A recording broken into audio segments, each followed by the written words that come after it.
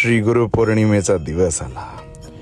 गुरुपौर्णिमा जसजशी जवळ आली तसा आनंदाला उधाण आलं. गुरुची सेवा पूर्ण झाली, स्वामी महाराजांची सेवा झाली, पण दिवसाचा शेवट असा होईल असं कधी आयुष्यात वाटलं नव्हतं. ज्या सेवेकऱ्यांना, ज्या भक्तांना, ज्या मंदिरात येणाऱ्या प्रत्येक निष्ठावान सेवेकऱ्याला स्वामी सेवेचा मार्ग दाखवण्याचा प्रयत्न केला, त्या माझ्या सेवेकऱ्यांनी, त्या माझ्या मंदिरात येणाऱ्या प्रत्येक भक्तगणांनी या स्वामी सेवकावर धरलेली फुलं म्हणजे स्वामी सेवेचं केलेल्या अविरत निष्ठापूर्ण श्रद्धेचं हे फळ आहे. महाराजांच्या कृपेनं मिळालेल्या या पायघड्या म्हणजे महाराजांनी या पायघड्या घालून, महाराजांनी अंगावर फुलं, हार, वस्त्र घालून फक्त कौतुकच नाही केलं, तर महाराजांनी सांगितलं, तुझ्या समोर असणाऱ्या या प्रत्येकाची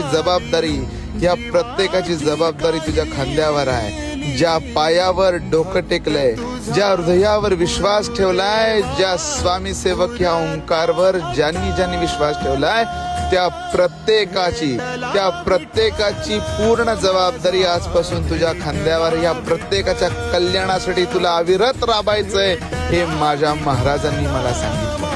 आणि अवश्य 100% ह्याचा विचार करून स्वामी महाराजांना रोज सांगेन की या माझ्या भक्तांचं, या मंदिरात येणाऱ्या प्रत्येक सेवेकऱ्याचं आपण कल्याण करा. प्रत्येकाच्या मागे अविरत उभा राहा. प्रत्येकाला यश द्या, प्रत्येकाला कीर्ती द्या, प्रत्येकाला जय द्या, प्रत्येकाला विजय द्या.